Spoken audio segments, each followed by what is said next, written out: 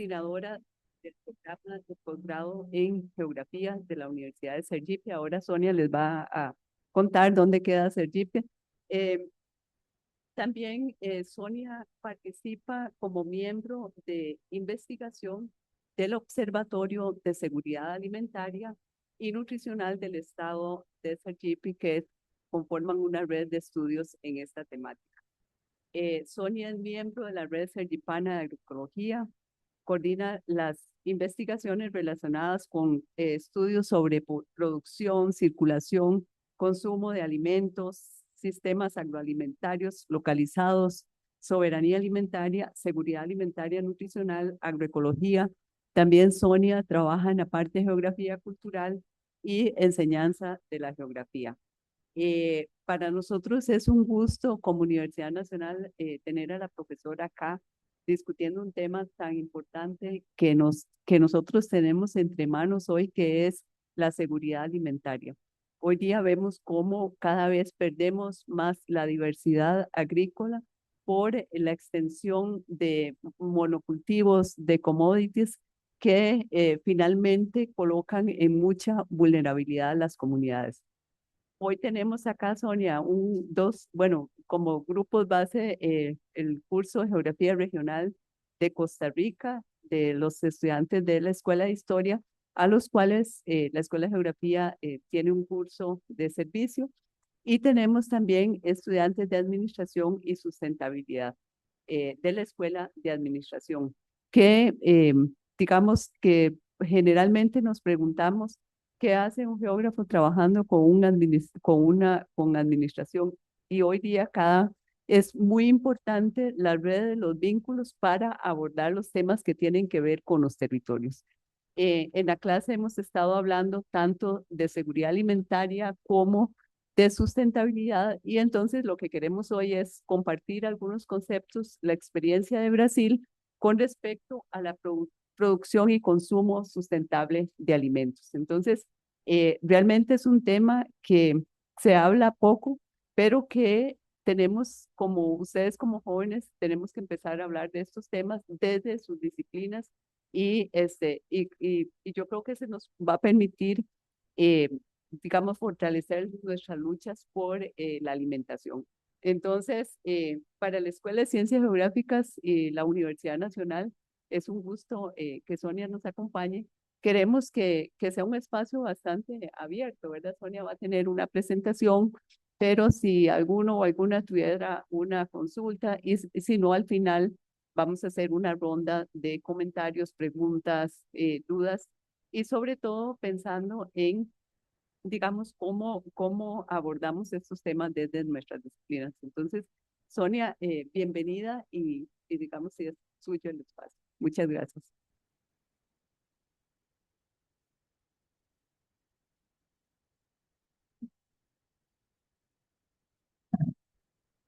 Buenas tardes a todos, a todas aqui presentes.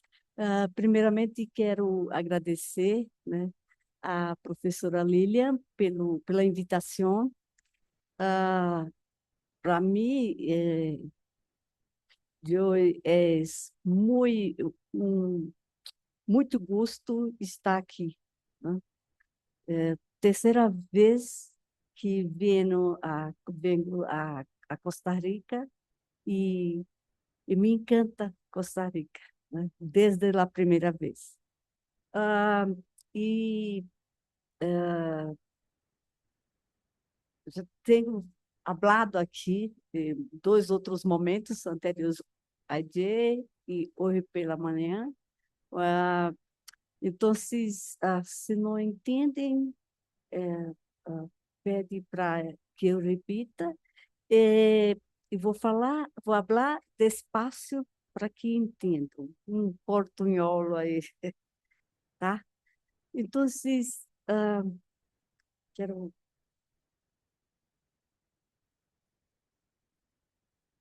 Então, eu quero mais uma vez agradecer a invitação da professora Lília e dizer que é muita aprendizagem quando venho, venho aqui, né? Então, estou a aprender. E ao mesmo tempo, também partilhar, né, as investigações que fazemos em Brasil. O tema da geografia dos alimentos é algo novo em geografia.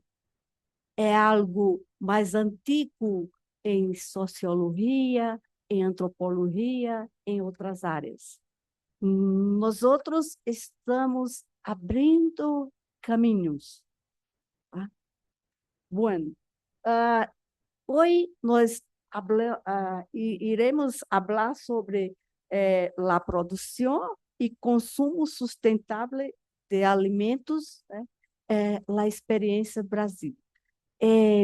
Pe pelo que a professora Lilia falou, temos algumas semelhanças, né? Algo igual entre os dois países. Embora o Brasil, como tem uma grande extensão territorial, os impactos são muito maiores. Está dando para compreender? Vocês estão compreendendo? Eu sou coordenadora do grupo de pesquisa de investigação com os estudantes de graduação, maestria, doutorado, pós-doutorado, aquele grupo ali, Grupan. E meu programa de pós-graduação é o programa PPGEL em Sergipe. Ai.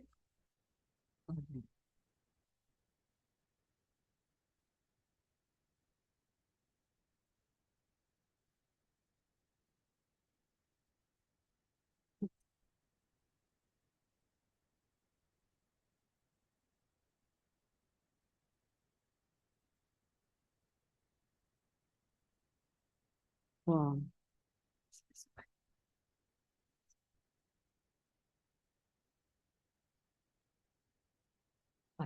bom, bueno, Brasil, né? Observa a extensão territorial. Brasil é dividido em 5 regiões. Verde, a Amazônia, região norte, marrom, marrom, marrom, região nordeste, a Minas região.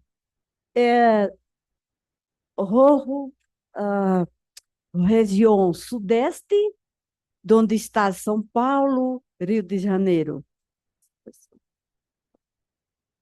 Ó.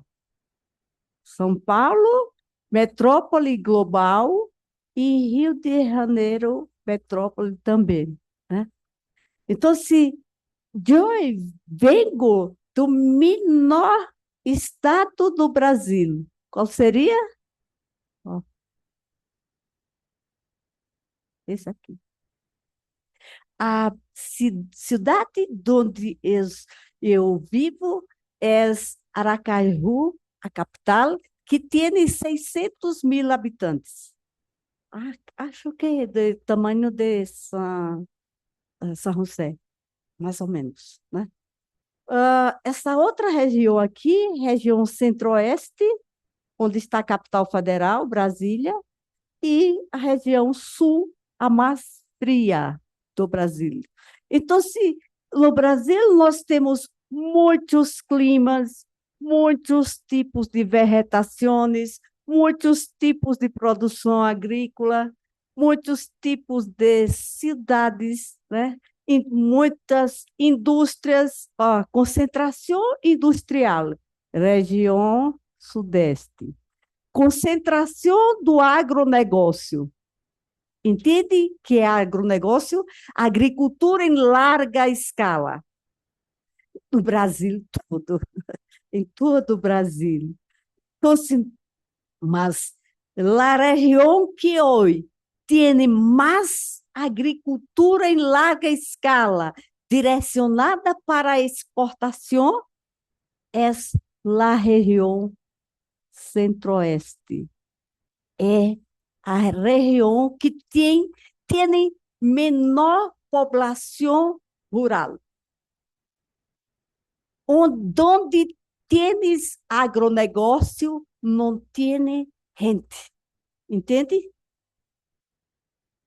Tá? Bom, a região Nordeste, de onde eu vivo, é a região mais caliente. Aqui, Oceano Atlântico, ó, essa área toda aqui, ó, Oceano Atlântico, né? Então, nós temos muitas praias, né? Sol ano todo, pouca lluvia. Onde chove mais no Brasil? Região norte, Amazônia, clima equatorial, muito quente e muito úmido. Chove todos os dias, final da tarde. A lluvia da hora certa. Bom, aqui temos dois tipos de um clima com duas diferenças. Um inverno seco e frio aqui, centro-oeste. Agora, é seco, não chove, e é frio. E verão quente e uivoso. Chove muito. A região mais elevada do Brasil, mas não tem nem montanha. Sudeste, a mais populosa. E tem as metrópoles, né? Então, nessa região tem um clima tropical ano todo. Chove mais próximo ao oceano, mas é quente também. E a região mais fria, essa aqui, está próxima ao Polo Sul, ok? Bueno, pronto. Então vamos passar. Agora vamos para a palestra, tá bom? Vamos começar, né? Então, se trouxe aqui a imagem desse ativista e indígena brasileiro que hoje faz parte, inclusive, da Academia Brasileira de Letras. Ele é um escritor. O nome dele é Ailton Krenak. Tem muitos livros. Então, ele é um ativista em defesa da causa do meio ambiente. E ele vai falar assim, ó, a ideia de que os seres humanos nos depreendamos de la madre tierra para viver dentro de uma abstração civilizatória é absurda. Suprime a diversidade e nega a pluralidade de formas de vida, de existência e de costumes. É isso que nós outros estamos vivendo atualmente, não é? Então, as diferentes formas de vida, de modo de vida, são contestadas, sobretudo de las minorias, não? Las minorias indígenas, né? Las minorias quilombolas, las outras minorias, né? Certo? Tá compreenderam? Tá compreendido? Tá. Então, a apresentação está dividida seguinte. Vou falar sistemas agrícolas hegemônicos em Brasil, pouquinho. É possível outro modelo? Será? Né? É o protagonismo da agricultura familiar e o consumo sustentável de alimentos. Okay? Bom, então, se no Brasil, em Brasil, nós temos sistemas agrícolas hegemônicos, que são sistemas que têm como características os monocultivos, né? Ou seja, se produz só um produto agrícola, principalmente soja, maíz, cana-de-açúcar, café. Mas nós outros não comemos somente isso, não é? Nós não comemos soja durante o dia. Nós comemos soja algumas vezes, não é? E para onde vai isso tudo? Então, esses monocultivos, eles ocupam grandes áreas, grandes extensões, e não tem gente, porque tudo é feito com máquinas, né? As grandes coletadoras, as grandes plantadoras, os tratores, não têm gente. Ou seja, não era trabalho. Bom, esses monocultivos, eles vão gerar um grande impacto ambiental. Por quê? Porque vai se derrubar, né, Lília? Derrubar, devastar lá os bosques, as vegetações originais, né? E para que seja inserido os cultivos que tem como destino o mercado interno ou externo? O que vocês acham? Externo. Destino, sobretudo, a la China, Estados Unidos e outros países da Europa, né? Então, se esses grandes cultivos, eles vão provocar muitas desigualdades sociais, porque as gentes que estavam próximo são expulsas para as cidades e vão ocupar áreas periféricas. E com o avanço desses monocultivos, vai se reduzir, vai diminuir, né? vai abarrar a produção de comida de verdade. Vai reduzir a produção de frijoles, de arroz, de aiuca, de hortaliças. Tá? E, ao mesmo tempo, grandes empresas, grandes indústrias transnacionais se instalam lá e nacionais para produzir produtos ultraprocessados que não são alimentos, são elementos. Tá? Como você pode identificar um produto ultraprocessado? É um produto industrializado que não sabemos de onde, como é feito. Não sabemos os componentes desse alimento. Não é como um alimento tradicional que sua abuela hacía, que vocês sabem a receita.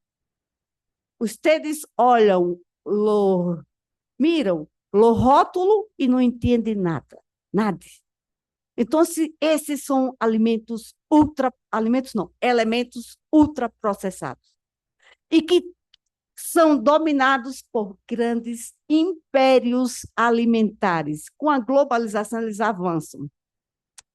E no Brasil, como um país que tem uma população muito grande, é um lugar perfeito, né, para que eles se instalem e mude a alimentação das pessoas. Tá?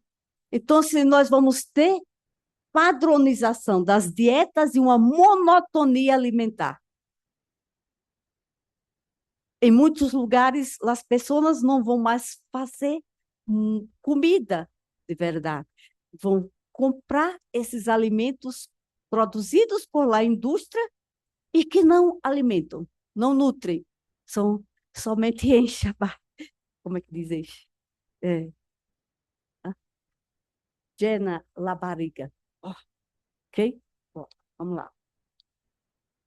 Não vai. Mas agora. Então, se o avanço do agronegócio, ele está fundamentado em um tripé, uma tríade.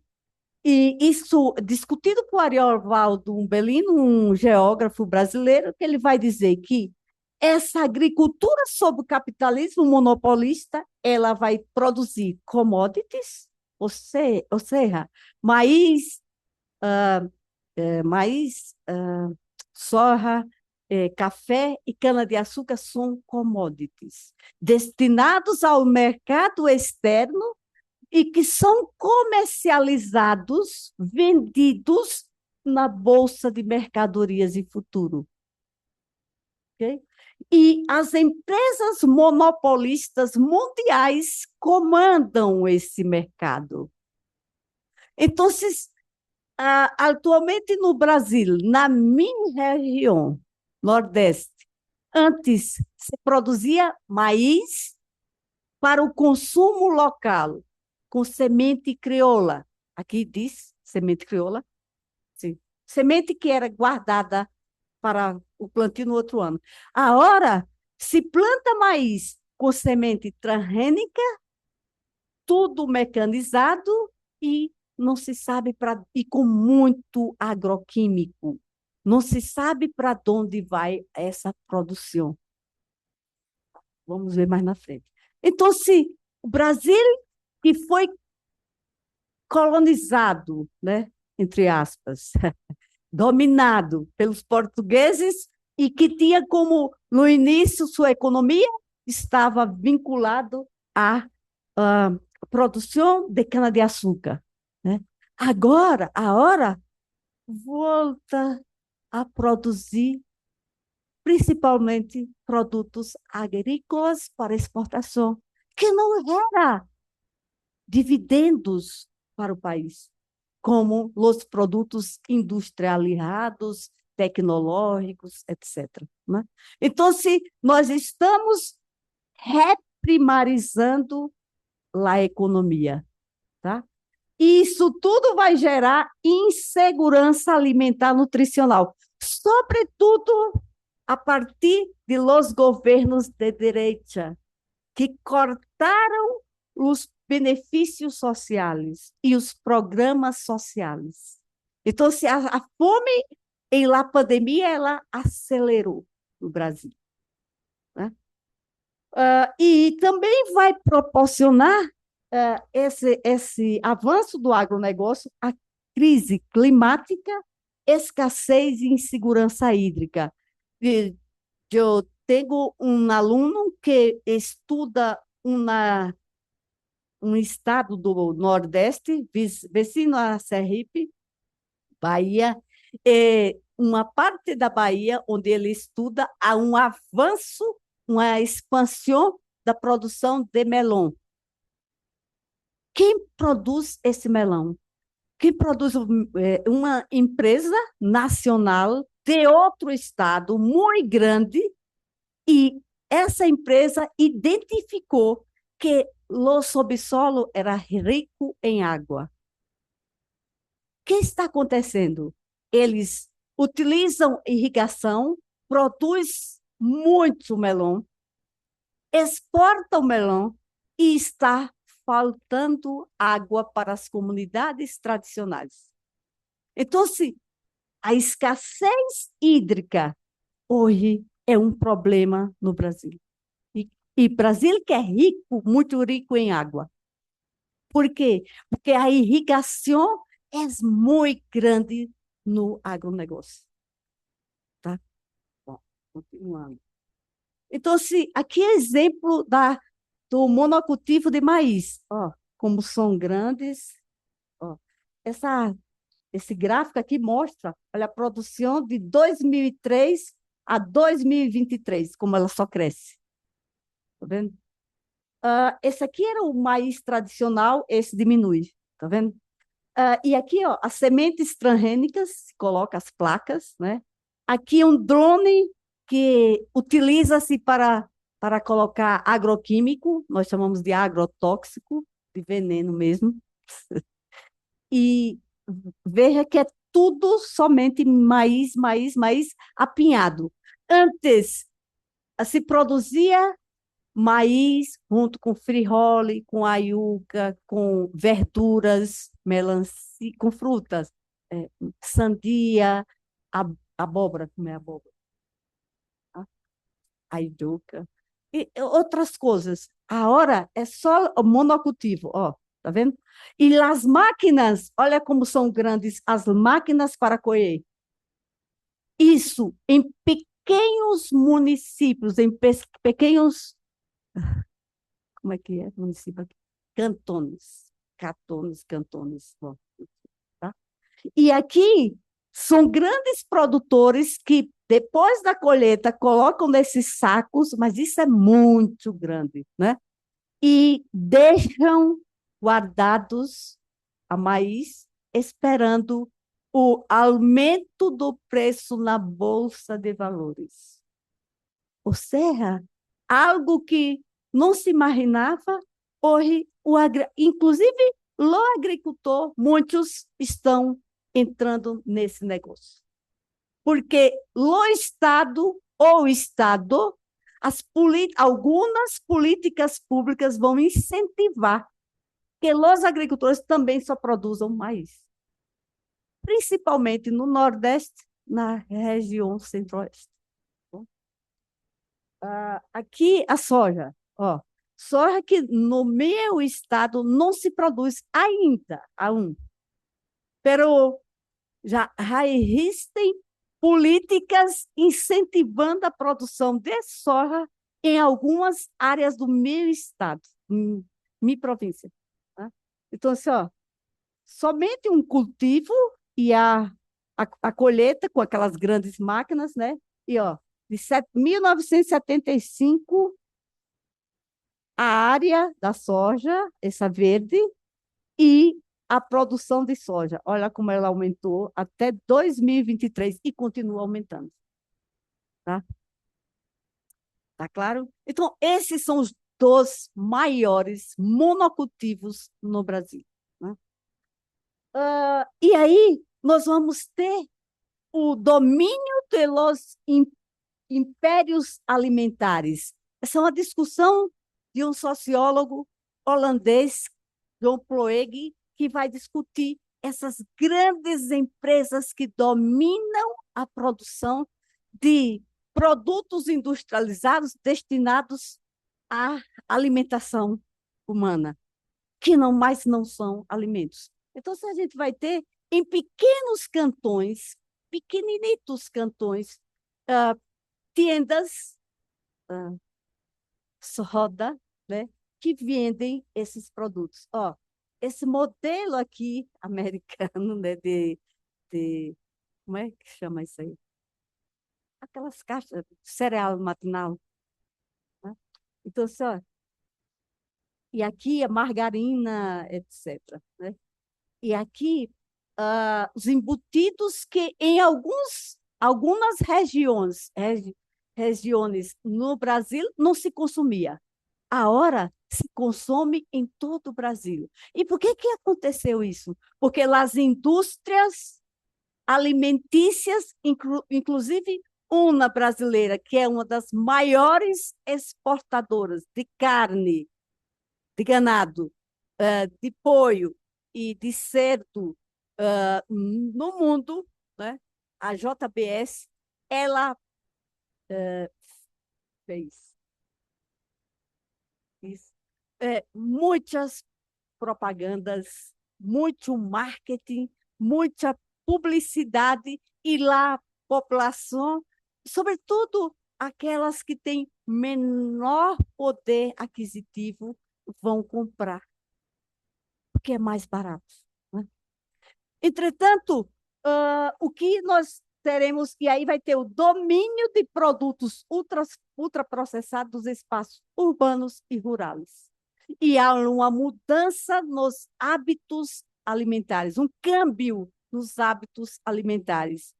E, ao mesmo tempo, surgem muitas doenças, aumenta as doenças crônicas não transmissíveis, como diabetes, pressão alta, doenças coronárias, ah, obesidade, muito obeso, ah, ah, e câncer, muitos tipos de câncer.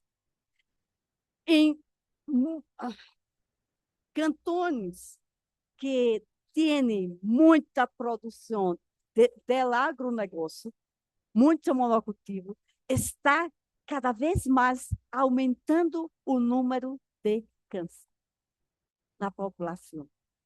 O uso de agrotóxico, de agroquímico, como vocês conhecem, não sei, é muito grande.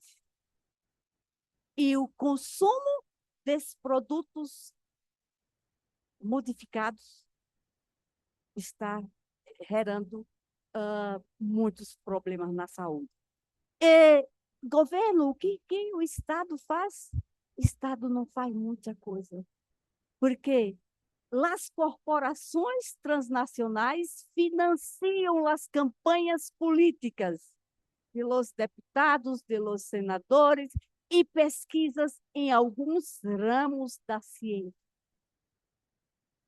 E não tem financiamento do Estado para pesquisas na área de saúde, de nutrição, de outras áreas, para mostrar esses impactos que estão ocorrendo com o avanço de produtos, do consumo de ultraprocessados e de cultivos do agronegócio nos cantões. Então, o Estado não tem recurso ou não quer também, não quer enfrentar as grandes empresas. Ok?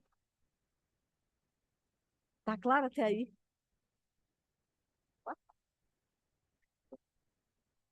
Bom, ontem eu tive a notícia boa. A fome em Brasil, que muito grande na pandemia, e na pandemia nós teníamos um governo que era de direita, que era negacionista, que não queria vacina, que não queria nada disso. E o número de mortos foi muito grande e aumentou muito a fome. Por quê? Porque as políticas sociais foram cortadas por ele. Depois que o governo atual assumiu a presidência, voltaram as políticas sociais. E aí houve uma redução na na hambre, que agora é o menor patamar desses últimos anos. 2021, quando ele assumiu o governo, a 2023, tínhamos 6,6% da população com fome, com insegurança alimentar grave. Né? De 2022 a 2024, baixou para 3,4%. E de 2023 até ano passado, 0,6%. E por que reduziu esse número de pessoas com fome? Porque foram criadas e retornadas os programas sociais. Sobretudo, o PA, Programa de Aquisição de Alimentos, o Estado Federal compra os alimentos dos agricultores e distribui para a população vulnerável. PA. E o PNAE, Programa ou a política pública mais velha no Brasil, Programa Nacional de Alimentação Escolar. Então, se a hora o governo compra da agricultura familiar alimentos e os ninhos, as ninhas, fazem almoço em las escolas. Então, se a população vulnerável, pobre, tem esses recursos, e isso fez com que reduzisse a hambre no Brasil. Esse dado foi de ontem. Isso foi um dado não do governo brasileiro, mas da ONU. Bom, falamos do agronegócio, desse modelo de produção agrícola em larga escala, direcionado à exportação, ao mercado externo e não ao mercado interno. Agora, será que é possível outro modelo? Então, se nós pensamos, nós percebemos em las investigações que sim, que esse modelo está relacionado com os conhecimentos tradicionais das comunidades, os saberes e haceres de las comunidades tradicionais. Então, nas comunidades tradicionais, há uma transmissão de conhecimentos. Então, trabalhar com plantas e animais, uma relação direta com a natureza, vinculada aos ciclos celestes, né? Quando e como se deve plantar, né? Isso nós estamos perdendo. Mas esses conhecimentos tradicionais são essenciais para que tenhamos essa relação forte entre sociedade e natureza. Las comunidades tradicionais, elas entendem os cambios em la vegetação. Então, com a floração e frutificação das plantas, assim como o comportamento animal e aparição e desplaziamento dos insetos, estão vinculados a los padrões de precipitações e sequias. Ou seja, em comunidades tradicionais, a população tem conhecimentos. Apareceu tal formiga, aí chover, aí chover. O canto de tal pássaro vai ter seca. O pássaro fez um ninho e está voltado, vou ver, para leste significa que vai ter seca. Se é para oeste, vai ter muita lluvia. Então, assim, esses conhecimentos estão sendo perdidos, porque a ciência dizia que isso não era verdade. E agora nós percebemos como é importante conhecer os sinais da natureza. Creio que aqui as comunidades tradicionais também têm seus conhecimentos. Não significa que nós, da academia, vamos solamente fortalecer os conhecimentos, mas nós temos que cruzar os conhecimentos da ciência com os conhecimentos tradicionais. Okay? Bom, então, se o cultivo de hortos domésticos e pequenas parcelas produz uma variedade de alimentos, né? Sempre se produzir uma variedade de alimentos, como maíz crioula, né? Com diferentes tipos, como aqui tem. Brasil e hoje tem poucos tipos de maíz, solamente o amarillo. O branco, o rojo, foi perdido. Com a chegada de sementes transgênicas, semillas transgênicas.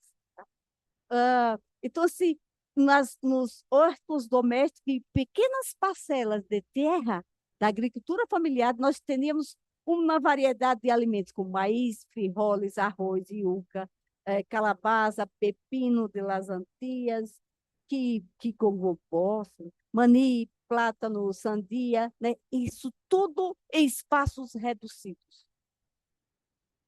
Ou seja, teria muita comida, muitos alimentos. Né? E a vegetação natural, como palmeiras de buriti, aroeiras, árvores de ratobá, que produz comida também. Okay? Então, em pequeno espaço de terra se produzia muita variedade.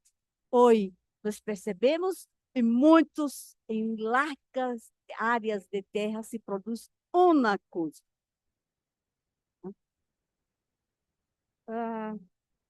E aí, outras ideias, né?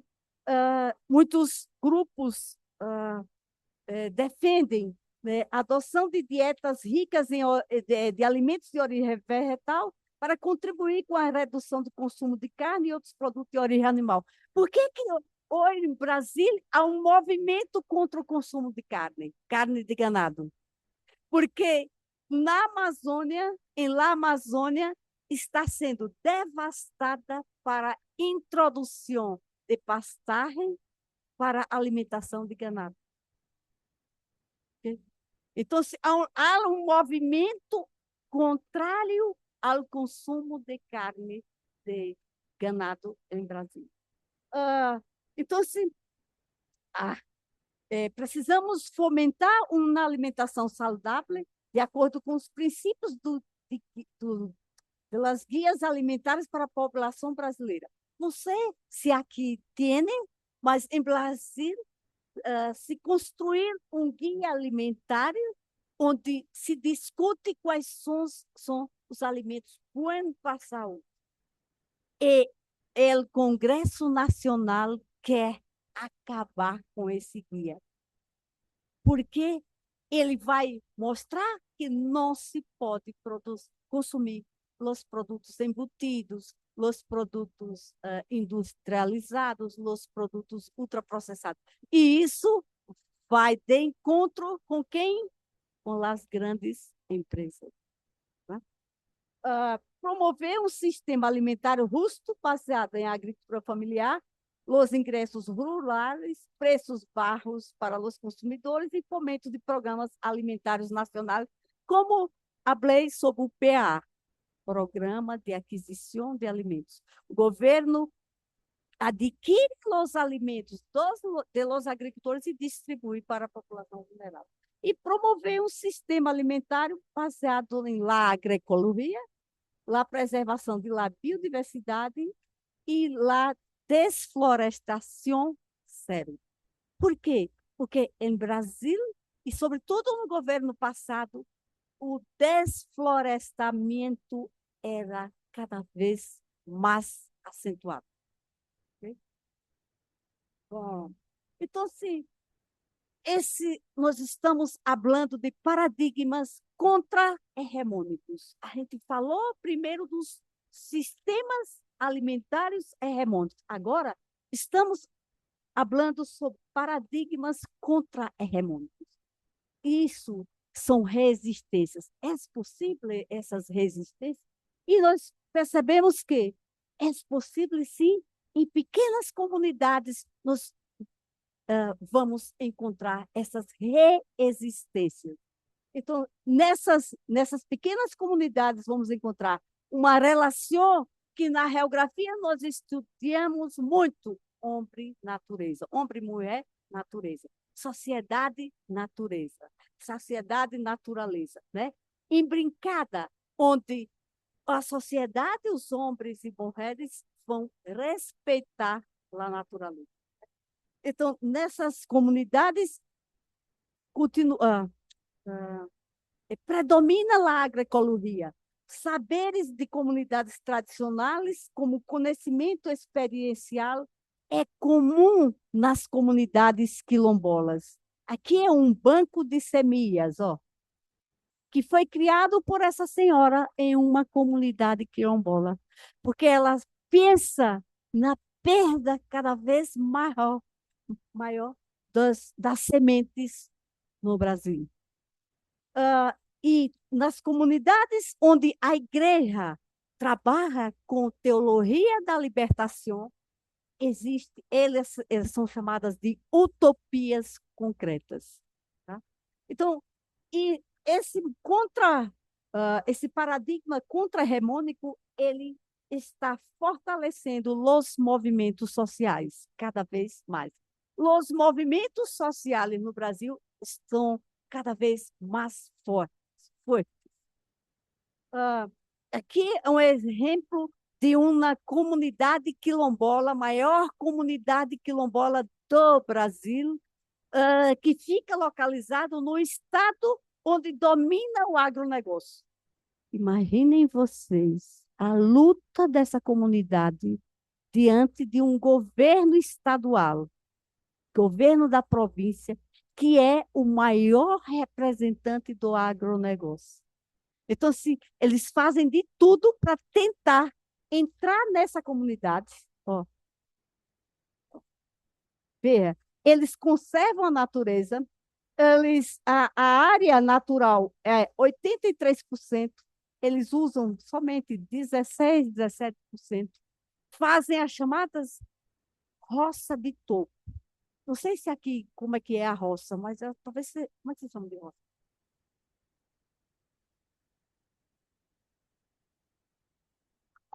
Cultura de agricultor. Então, assim, lá nessa comunidade, eles fazem La roça como no passado. Eles derrubam pequena parte da mata, deixam os tocos e plantam maíz, frijole, aiuca, verduras, frutas, banana, plátano, melão, sandia, certo? Então, se há uma diversidade de alimentos e plantam um ano, colhem arroz, colhem com a yuca. Além de consumir a yuca cozida, como os tedes, eles fazem muita harina de ayuca. Se consome muita harina de ayuca lá em Brasília, né? E aí eles produzem, colhem um ano, outro ano continua a produzir, terceiro ano continua a produzir, naquele mesmo terra. E passam para outra terra, e aquela terra vai se regenerar. Vai ficar alguns anos sem produzir para que ela fique fértil novamente. Então, se esse um modelo, e essa comunidade é um exemplo de turismo. É uma comunidade quilombola super organizada, muitas cachoeiras, muitas corredeiras, mas lá é próximo a Brasília, próximo à capital.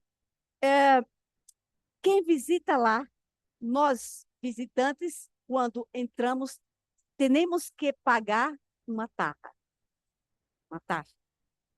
Para ir às cachoeiras, mesmo que eu vá com uma empresa turística, a empresa tem que contratar os guias locais. Em toda família tem guia local, guia de turismo. Antes de ir às cachoeiras, que são muito bonitas, tem que ouvir, escutar a história da comunidade. E os restaurantes que têm, são uma comunidade muito grande e muito turismo, muito, muito. Os restaurantes que têm lá, todos pertencem à lá comunidade. A comida que se vende nos restaurantes são comida do lugar. Então, eles compram de los agricultores frijoles, harina de ayuca, maíz, huevos, carne de cerdo, carne de pollo, carne de ganado, as verduras, ok? Então, assim, as pessoas que visitam a comunidade realmente conhecem a comida do lugar. E eles têm renda, não? Com turismo eles têm muita renda, mas é muito controle que eles fazem, né? E estão sobrevivendo porque esse é um chamado território bloqueado, que o governo passado queria desbloquear para que se instalassem aí as empresas mineradoras. Se as empresas mineradoras adentram esse território, a conservação ambiental acaba. Está claro? Então, e aí? E lá, agricultura familiar? Como é que é a agricultura familiar? Aquilo o que eu estava falando, nós utilizamos os dados do Censo Agropecuário, que é uma investigação feita por um Instituto Brasileiro de Geografia e Estatística, que faz a cada 10 anos, né? Do espaço rural. O que se produz, quem produz, como se produz, etc. Então, assim, quem produz alimentos em Brasília? Então, número de estabelecimentos com lavoura temporária. Esses são dados de 2017, isso é o último censo. Agora, esse ano, está se fazendo um novo censo. Então, assim, agricultura familiar, não. Ou seja, não é, aqui é agronegócio, aqui não é familiar. O que é que ah, o número de estabelecimentos que se produz com lavoura temporária. Ó, a agricultura familiar produz mais abóbora, arroz em casca, feijão. Tem mais estabelecimentos que produz isso, a yuca, maíz. Agora, esses outros são familiar, sempre menos que a agricultura familiar. Ok? Aqui, ó, a yuca, e maíz. Aquilo é uma roça comum. Tá vendo que são bem espaçados, diferentes do outro? Não sei se lembram. Né? E aqui, como é que se chama? Abóbora para gente. Bom, volume de produção hortícola. Ó, agricultura familiar. A agricultura familiar produz mais abobrinha, que eu não sei como é aí esse nome, acelga, agrião, batata doce, como é que chama? Camote. Agora, beterraba, não tem? Aquele suco, aquele que produz açúcar. Então, a agricultura familiar produz menos. Tá? Quem produz mais é a agricultura não familiar. Cebolinha, como é que chama cebolinha? Tá? Cenoura, quem produz mais, agricultura não familiar. Zanahoria. Chuchu, como é que chama? Chayote. Quem produz mais, agricultura familiar. Couve-flor, couve, agricultura familiar. Espinafre, inhame, que é um primo da aiuca, né? Maxixe, que eu não sei como é que chama aqui. Pepino, pimentão, quiabo, repolho, rúcula, salsa. Ou seja, nesse grupo aqui, somente beterraba, cenoura e tomate, quem produz mais são não agricultores familiares. Foi. Ah. Então, se perceberam aqui, quem é que produz mais comida no Brasil? A agricultura familiar. Então, assim, a agricultura familiar, ela vai... Esse que imagem de Sergipe, esse é um produtor que tem 3 hectares, não sei se vocês usam hectares, 3 hectares, muito pequeno, menor que essa universidade, a área dessa universidade. E ele produz tomate orgânico, né? Zanahoria, cebola, todos os tipos de hortaliças e comercializam nas feiras, às viernes, sábado, domingo, né? E outras pessoas fornecem para a cooperativa. Essa aqui é uma produção de arroz. Essa região que eu vou levar vocês não produzia arroz. É uma área que o rio que banha Sergipe, o maior rio, chamado Rio São Francisco, ele empurrava, não sei se vocês entendem, empurrava as águas do mar, do oceano. Ok? Na foz dele, que fica entre os estados de Sergipe e Alagoas, o volume de água era tão grande que empurrava literalmente as águas do mar. Então, se tinha uma ilha na foz, essa ilha, com as irrigações próximo às margens desse rio, em muitos estados por onde ele passa, fez com que esse rio diminuísse as águas, tanto que a água do mar está invadindo o rio. Estão entendendo? Tá? E o que aconteceu? A isla, né? Que ficava, que se quedava próximo na foz, a água do mar levou. E as pessoas ficaram sem ter para onde ir. Então, ocuparam uma área próxima à foz e não tinham de que viver porque eles eram pescadores. E aí, muitos programas sociais apoiaram alguns políticos e eles começaram a plantar arroz. Esse arroz, o velho Chico. Então, se eles produzem aqui uma colheita, né? Então, assim, para eles é uma alegria. E hoje eles produzem, ao lado do arroz, muitas frutas, né? Então, estão saindo da penúria, da vulnerabilidade. Nessa comunidade, no período da pandemia, a fome era muito grande, né? Então, eles produzem esse arroz e a hora nós temos essa massa aqui, esse massa de maíz, que é produzida também por agricultores familiares e que não é transgênico. É produzido com maíz crioula, sem agrotóxico. Então, as políticas públicas e o PAA, a política de aquisição de alimentos do governo federal, tem comprado muito esses produtos para distribuir para comunidades vulneráveis, né? Bom, e aí partimos para a última parte, tá bom? Estamos acabando. Como é que se dá o ativismo alimentar e o consumo político no Brasil? Essa é uma discussão nova no Brasil, inclusive que é feita na Universidade Federal Rural do Rio de Janeiro, com Fátima Porti. Não é na geografia. Nós dialogamos muito com os sociólogos, com antropólogos, porque essa discussão de alimentação na geografia ainda é pequena. Tá? Enquanto na sociologia de alimentação, na antropologia é muito maior. Né?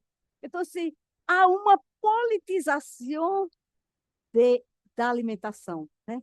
Então, existe, tanto na esfera institucional, né, uma politização vinculada ao políticas vinculadas ao combate à fome e à desnutrição, à distribuição e acesso de alimentos, a soberania e a segurança alimentar nutricional e o direito à alimentação. Então, a depender do governo, essa política de alimentação, ela vai tentar, vai promover a redução desses problemas aqui, ok? E, sobretudo, vai fomentar a soberania e a segurança alimentar nutricional e o direito humano à alimentação. Imagine, esse é um direito fundamental para todos nós, né? E quantas pessoas não têm esse direito? Né?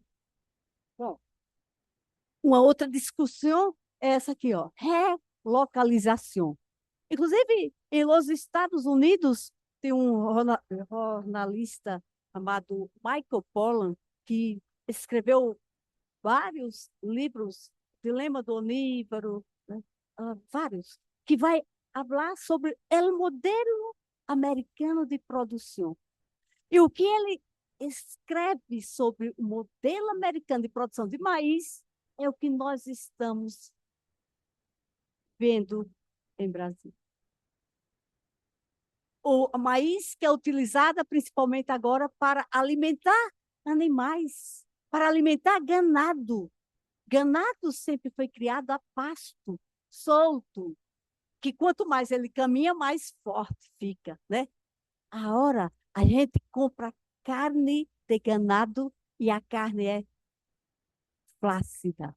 Quando coloca na panela, transforma-se em quê? Água. Reduz, reduz, reduz.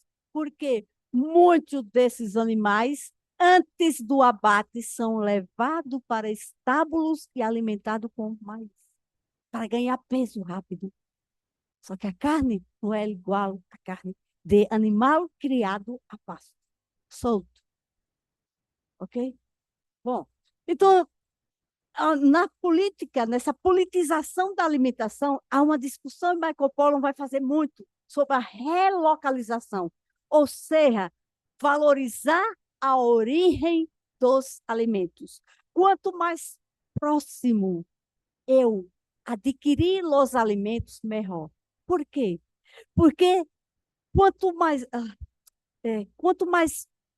largo eu comprar um alimento, eles e como ele é produzido, ó, digamos, a maíz no Brasil, não anda aqui, no Brasil, se gasta muito compra semente transgênica que vem das grandes corporações transnacionais, né?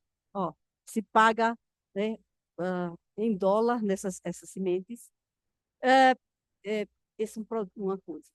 Segundo, gasta-se muito com a compra de insumos, porque a semilha transgênica é, só, só produz com muitos insumos. Adubos, fertilizantes, agrotóxico. Olha quanto se gasta com esses insumos. Terceiro, para se plantar em larga escala, se utiliza o quê? Muitas máquinas agrícolas. Olha quanto combustível fóssil se gastou até aí. Estão imaginando? Depois, para plantar máquinas, para colher máquinas, movidas a quê? Combustível fóssil. Depois que se colhe o maíz nos Estados Unidos e agora lá no Brasil, se transporta em grandes caminhões que acabam com as estradas. Né? E olha o combustível fóssil.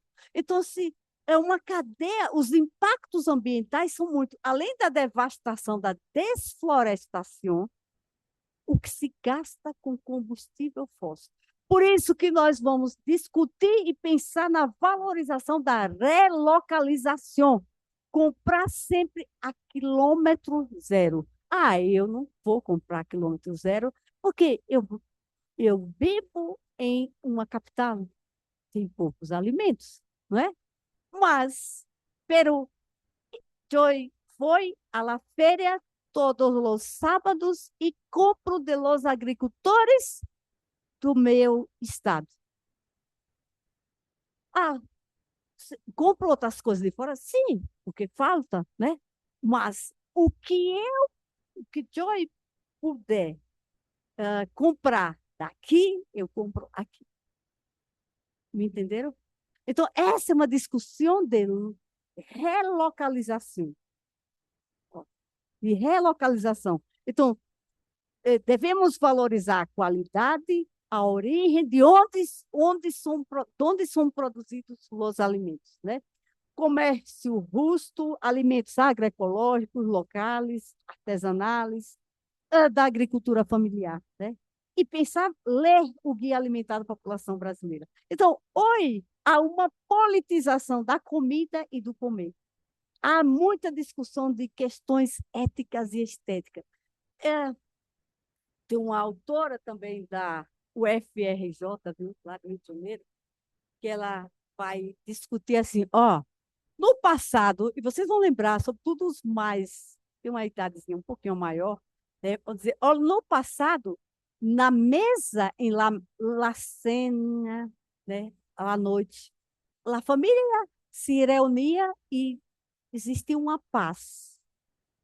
Não sei aqui em Costa Rica, creio que não, mas em Brasil, a hora da comida, há muitas disputas, porque muitos ninhos não querem comer frijoles, não querem comer arroz, não querem comer carne, não querem comer verduras. Então, assim, há muitas disputas, né? Então, há uma disputa muito grande dentro de casa e fora de casa, né? Por quê? Porque há muitos embates com a comida, que muitas vezes nós nem percebemos. Então, se em geografia é super importante nós trazermos essas discussões para os contenidos, porque isso faz parte do dia a dia. E muitas vezes nós não percebemos, mas não sabemos de onde vêm os nossos alimentos. E, às vezes, nós estamos favorecendo grupos capitalistas, grandes impérios alimentares. Né? Bom, esse é o Guia Alimentar da População Brasileira, que é disponível, né, para todos, mas que o Congresso Nacional quer eliminar esse guia.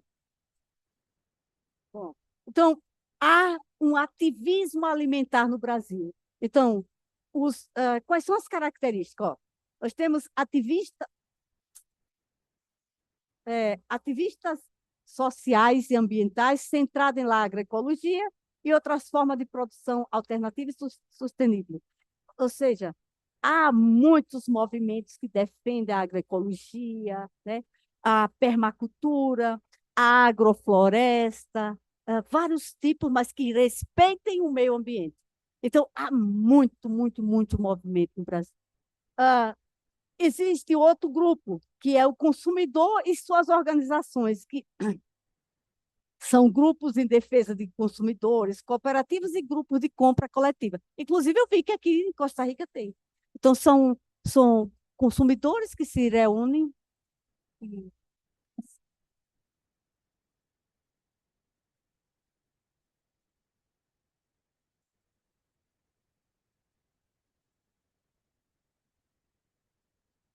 São consumidores que se reúnem e compram coletivamente. Então, digamos, foi a comprar, não sei se aqui é saco, né?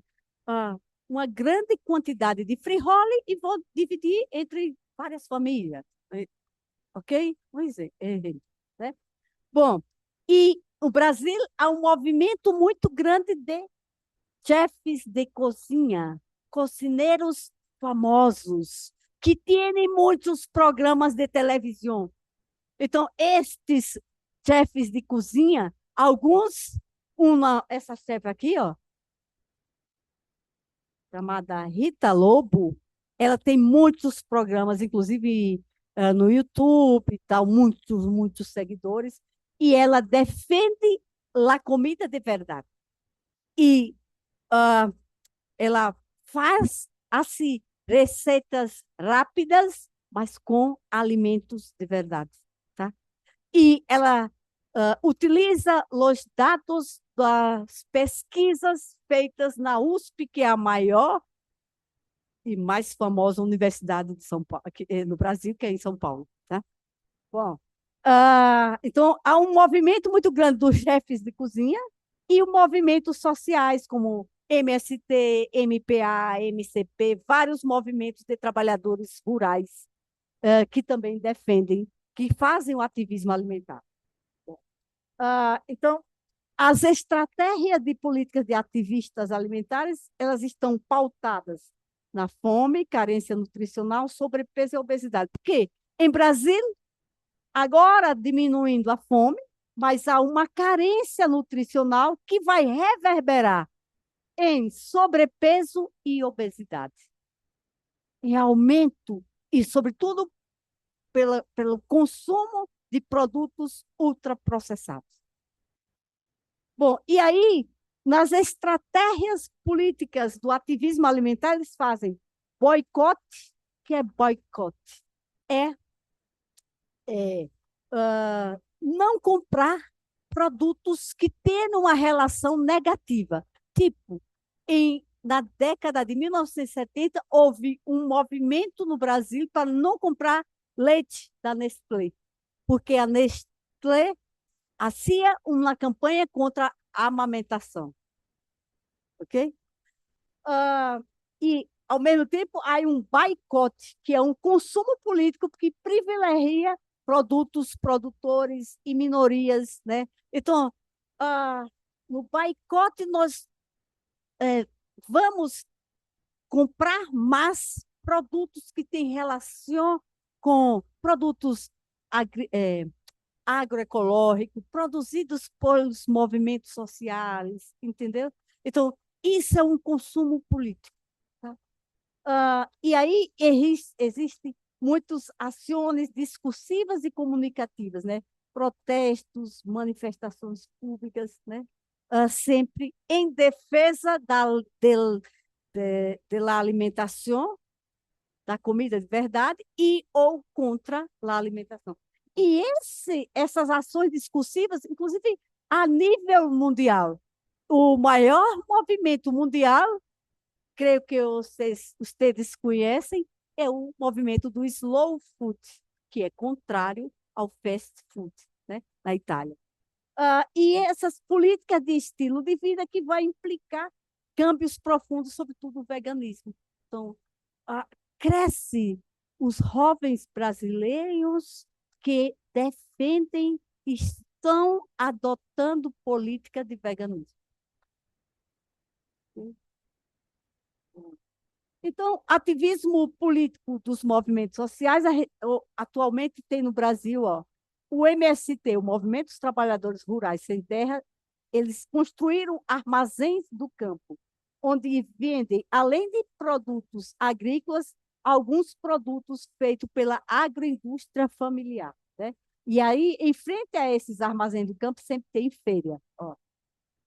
O MPA, Movimento de Pequenos Agricultores, eles têm restaurantes chamados Raízes do Brasil e, além de oferecer a comida, comer, e tem esse slogan, comer é um ato político, né?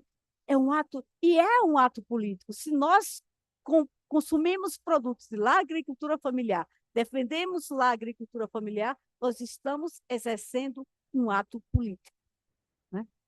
E eles também fazem feira, né, com os produtos de lá, agricultura familiar. Existe uma solidariedade da agricultura familiar e desses movimentos, sobretudo na pandemia e que continua pós-pandemia com a distribuição de comidas, de marmitas, né, para nas enchentes no Rio Grande do Sul e o MST apoia também essas cozinhas solidárias, né, nos bairros, em vários lugares do Brasil. Bom, e para concluir, agora eu terminei, né? Vou terminar. Então, qual é o propósito de nossa investigação? E eu sempre estou colocando, a que serve nossa investigação? É a grande produção, é a produção familiar, é a grande indústria, é ao capital internacional, é ao capital local. De que lado nós estamos? Então, assim, Carlos Walter Porto Gonçalves, que também é um geógrafo do Rio de Janeiro, que faleceu há 2 anos, ele diz: precisamos descolonizar o pensamento. Ou então, continuamos a estar com o pensamento colonizado, defendendo sempre os grandes.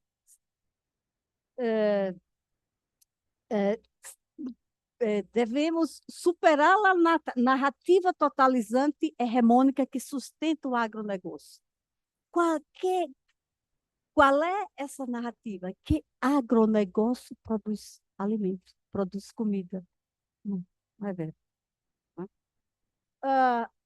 E aí, Edgar Morin, né, que morreu também, acho que esse ano, né, ele diz: ouçamos, escutamos o que ocorre à margem da sociedade.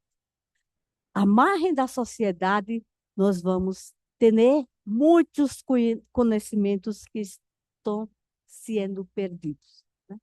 Então, conhecimentos, saberes e fazeres das comunidades tradicionais. Então, necessitamos construir uma renda que legitime a dimensão ambiental e social, sustentabilidade, soberania e segurança alimentar nutricional. Esse é um conceito que eu não vou falar agora, mas que foi criado no Brasil, tá? Que não é igual à segurança alimentar da ONU. Por quê? Eu vou falar.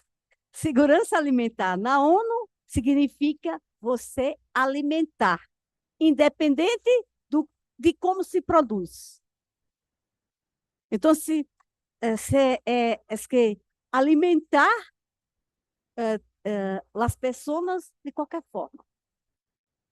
Na segurança alimentar nutricional, nós temos que alimentar a população respeitando a cultura alimentar, respeitando a qualidade dos alimentos. Alimentar uma população com alimentos produzidos com muito agrotóxico não é alimentar com qualidade. Ok?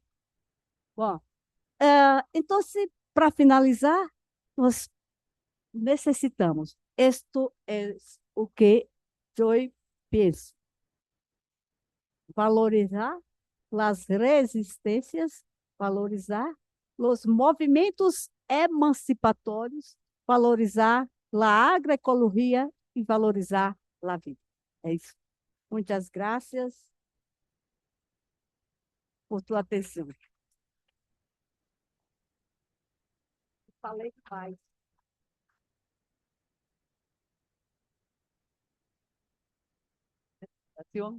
Creo que es uno de los temas que deben ir, aunque, aunque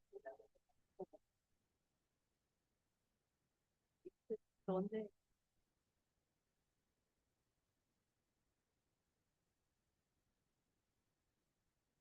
vamos a abrir un periodo de preguntas, comentarios acá de los presentes.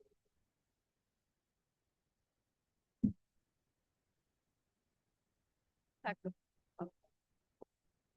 Vamos a abrir un periodo de preguntas, comentarios a la presentación de la profesora. No sé quién quisiera iniciar.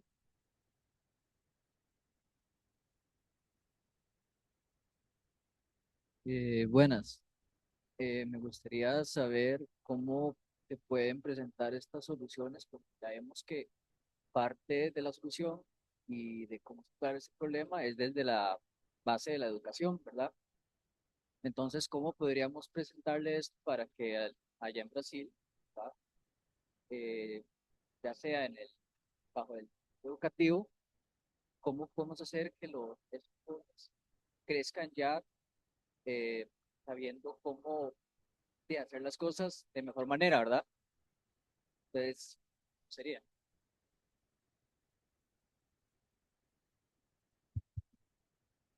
Então, acho, em minha opinião, você falou a resposta. A educação é, creio que, o melhor canal para trabalhar isso e para que os niños, os jovens comecem a entender a problemática da alimentação em Brasil e que eles não sejam massificados pela propaganda, pela televisão, pelas redes sociais. Tá? Então, se a geografia, nós outros professores de geografia devemos discutir a alimentação em todos os contenidos. Vocês podem dizer, ei, vai ser ruim. Não, não. Porque nós estaremos falando de algo que todos os estudantes, todos nós, vivemos o dia a dia. Então, vocês estudaram em ensino básico globalização, não? Então, que mais fácil o professor de geografia de estudos sociais trazer o conteúdo de globalização e relacionar com a alimentação. Consumo de frijoles que vêm de outro país, se aqui acontecer. Consumo de arroz que vem de outro país, exemplo, né? Consumo de refrigerante, Coca-Cola, Pepsi, que são grandes empresas transnacionais globalizadas que dominam o mercado. Acá, Puedo estar enganada, mas vi menos. Brasil, muito, muito, muito, muito. Coca-Cola faz assim uma propaganda em lá na atividade que tomar Coca-Cola é a felicidade. Imagine.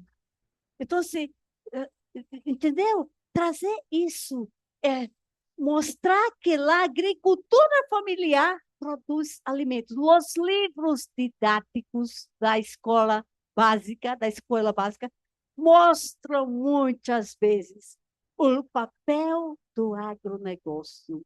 E a agricultura familiar, eles abrem como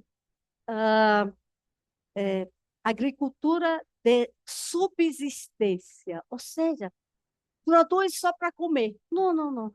Produz para comer e se vende também. Então, se na educação, nós precisamos discutir isso. Mas, e se discutimos na educação básica, na graduação, nós estaremos formando jovens adultos que vão a pensar, a refletir cada vez mais sobre o que comemos. Quem produz o que eu como? De onde vem esse alimento? Como foi produzido?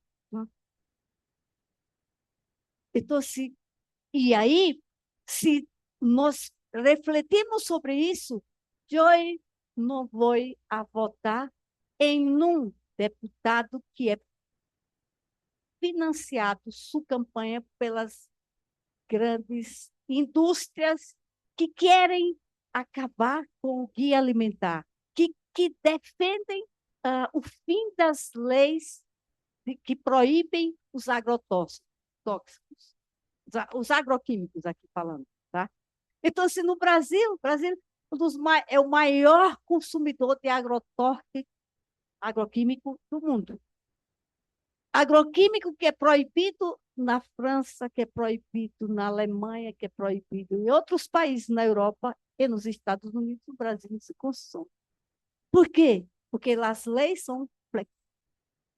E eles financiam, sobretudo, os políticos. Então, se você trouxe a solução, é a educação. Ok? Obrigada. Graças. ¿Alguien más que quisiera hacer alguna pregunta, comentario?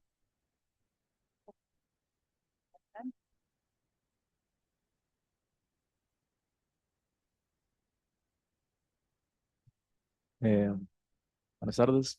Mi pregunta es, ¿qué tanto la cultura afecta en la producción y el consumo en Brasil para algo más sostenible, pues? ¿Cuál es el impacto de la cultura?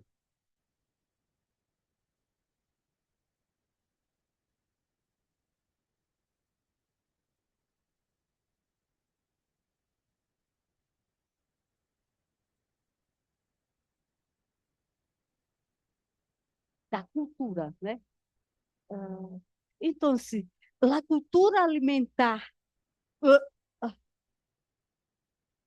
a população de alguns lugares em Brasil tem uma cultura mais enraizada,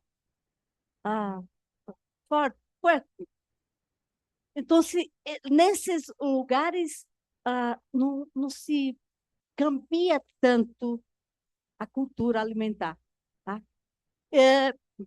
E aí mantém-se muito a alimentação, a comida de verdade. Frijoles, arroz, harina de mandioca, carne de pollo, de ganado, etc. Né? E verduras. Mas nós, sobretudo, em los grandes centros, São Paulo, Rio de Janeiro, esses grandes centros, a população trabalha muito longe. E aí eles muitas vezes começam a comer fake food. Sabe o que é fake food? Alimento de mentira. Então, muitos sanduíches, etc. Né? Então,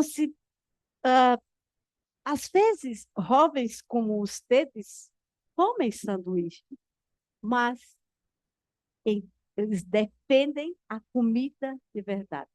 Quando tem essa cultura, e aí, quando eu falei que os cozinheiros, las cozineiras, chefes de restaurantes caros e tal, que têm programas de televisão que defendem essa comida, elas dizem assim, ó, ao invés de comer um miojo, aqui come miojo, aqueles macarrão instantâneo, massa instantânea, pequenininha assim, baratinha.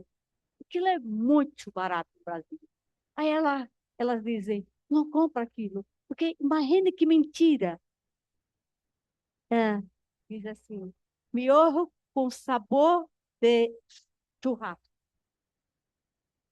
Aditivo químico, não tem nada de carne, né? Então, eles inventam mentira e as pessoas vão comer, só enchem a barriga, mas não tem nada de nutritivo, né? E aí, as chefes de cozinha em programas de televisão vão falar, ensinar a receita para se fazer a massa, para que não compre esses produtos. Só que há uma massificação nas redes sociais, nas redes de comunicação, para que se compre alimento. Okay? Mas, um último exemplo que eu vou falar. No meu estado, a fiesta junina, mês de junho, Santo Antônio, São João, São Pedro, e muita, muita festa. E as pessoas, jovens, ninhos, adultos, idosos, tudo, se come muito alimentos feitos com aiuca, alimentos feitos com maíz, que são tradicionais. Então, embora eles consumam outros produtos, inclusive até ultraprocessados, mas nesses momentos eles preferem esses alimentos. E esses alimentos, as indústrias não conseguem aceitar. Por que não conseguem aceitar? Porque são perecíveis. A indústria só produz alimento que dura muito tempo, que tem uma duração larga. Essa não é? Não é? Que coloca lá na prateleira e que pode ficar 3 meses, 4 meses, etc. Então, se esses produtos elaborados com maíz e com aiuca, lá, que usam coco, leite de coco, eles são perecíveis. Lá a indústria não faz. Okay? Então, se a cultura alimentar em determinados lugares, ela ainda é forte, embora tente-se as empresas homogeneizar. Okay? ¿Alguien más que quisiera aportar?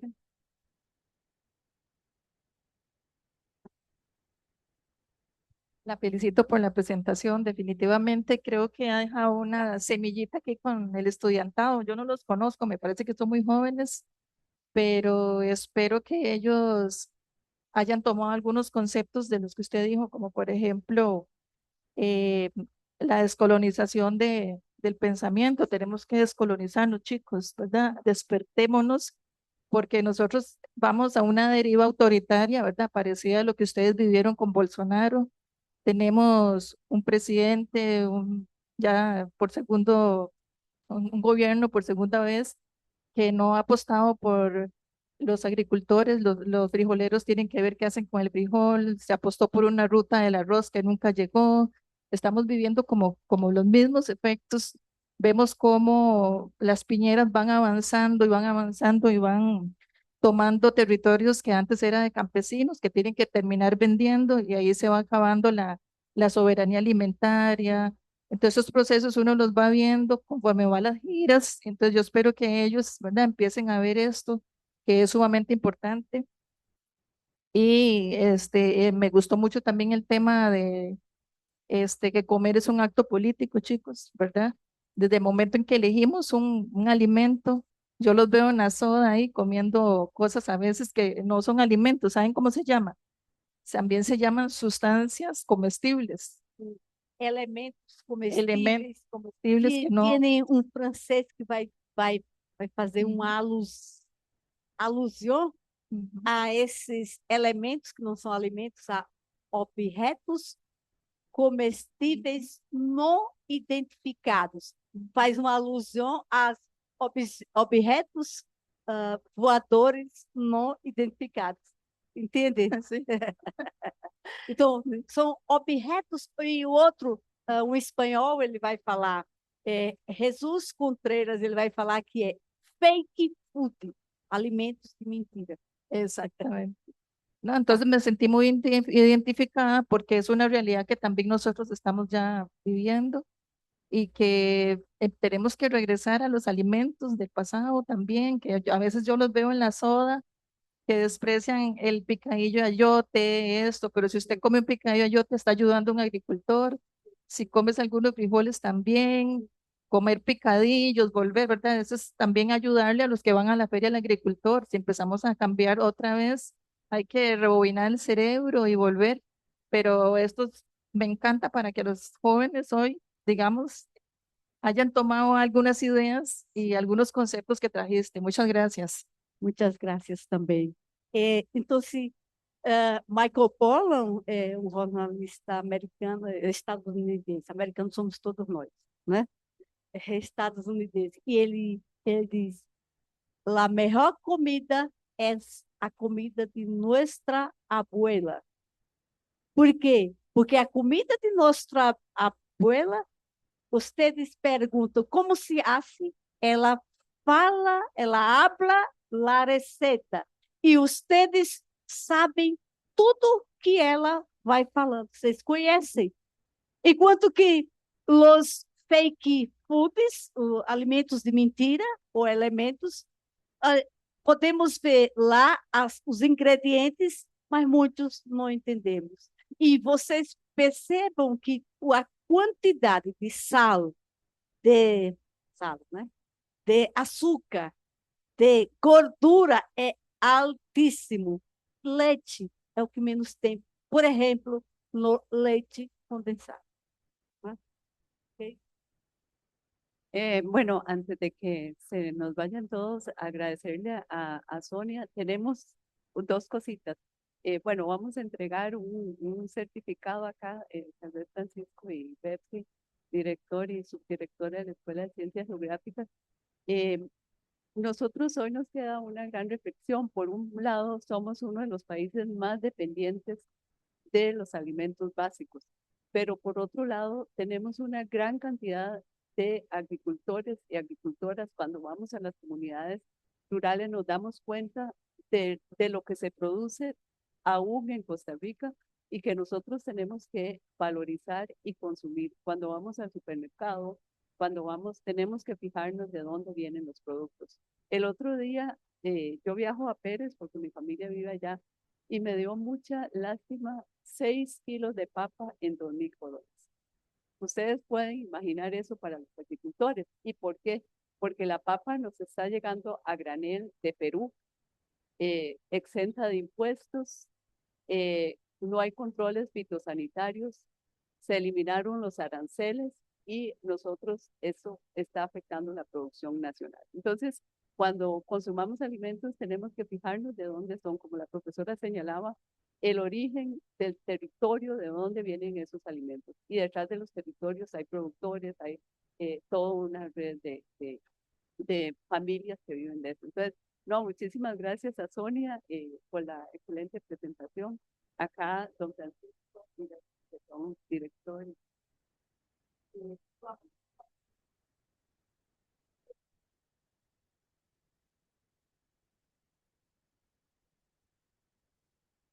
Profesora, agradecerle, muito obrigado, bienvenida. Agradecerle a la profesora y a la doctora doña Lilian este lindo espacio académico que hemos estado disfrutando durante los días también. Fueron de gira en estos días al campo y para nosotros es un honor tener invitadas de este nivel. Así que, chicos, chicas, aprovechen, aprendan portugués. Una opción más para formarnos siempre, pero además en los estudios sociales, en la geografía y en las áreas de historia que ustedes se están formando. Muy atinado el tema. Así que es un gusto para nosotros desde la escuela de administración. Ah, bueno, también, sí, los colegas de administración, desde luego. Así que sáquenle provecho a este tipo de visitas. Y para nosotros es un gusto aquí de la subdirectora, nuestra compañera Betsy Cedeño, y a gestión de doña Lilia, un pequeño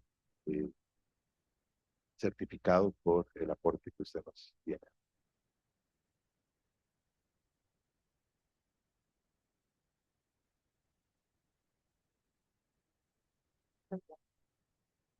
El certificado dice a la doctora Sonia de Sousa Mendoza Meneses, de la Escuela de Ciencias Geográficas, por su valiosa participación como expositora de la conferencia Producción y Consumo Sustentable de Alimentos, la experiencia en Brasil, y un segundo certificado en reconocimiento por su pasantía académica del 23 de julio al 1 de agosto de 2026.